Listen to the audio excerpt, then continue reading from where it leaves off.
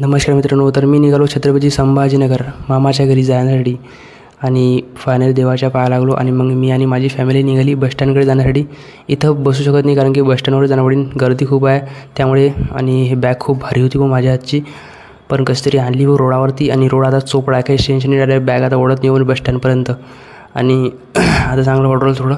तर मित्रांनो आता बसस्टँडवरती यायला जाऊ राहिलो कारण की इथं थांबलो तर गर्दी असते, बसमध्ये जागा भेटणार नाही त्यामुळे बसस्टँडवरती. तर फायनली पोचलो मग बसस्टँडवरती. आपलं बसस्टँड तर माहिती आहे जळगावचं एकदम मस्त करायला आहे, टापटीप पण आहे ना, स्वच्छता आहे थोडीफार. 5:30ची बस 6ला डायरेक्ट लागली एवढी गर्दी की बस भयानक. मी डायरेक्ट मागेच बसलो कारण की गर्दी खूप तेवढी होती. आणि मागे फायर एक्सटिंग्विशन आणि त्याच्यामध्ये हे लाईट काय असतं मित्रांनो प्लीज मला कमेंट करून सांगा, ब्लिंक करते ते. आणि इथूनच मी बसस्टँडकडे गेलो, इथूनच आता संभाजीनगर चाललो, नांदुरा रोड. आणि मित्रांनो कमेंट करून सांगा पूर्ण आली कोण अशी डोक्याला हात लावून पाया लागते.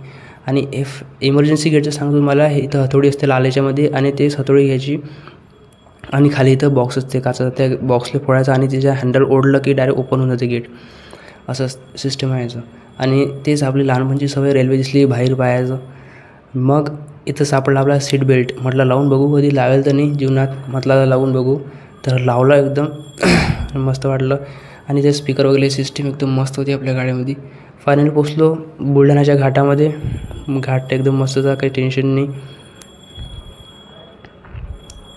मग पोचलो डायरेक्ट मेन सिटी बुलढाणामध्ये, आपल्याला छत्रपती शिवाजी महाराज की जय. मग फायनली पोचलो शिल्लोड. इथं आल्यावर भेल खाणं होणार नाही, असं होऊ शकत नाही कधी. आम्हाला भेल खाल्ली. Welcome to Chhatrapati Sambhajinagar city. पोचलो भाऊ इथं.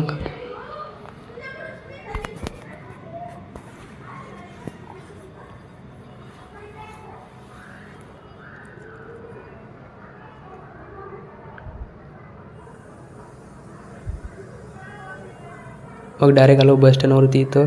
आणि इथं पण गर्दी होती आणि बसमध्ये पण टेन्शनच नाही, त्यात तर गर्दी होतीच. उतरायला पण खूप तकलीफ होती मागे पुढे लोकच. आणि मग झाल्यानंतर आता ॲटो पाहू राहिलो कारण की मामाच्या घरी जायपर्यंत ॲटो पाहिजे असते.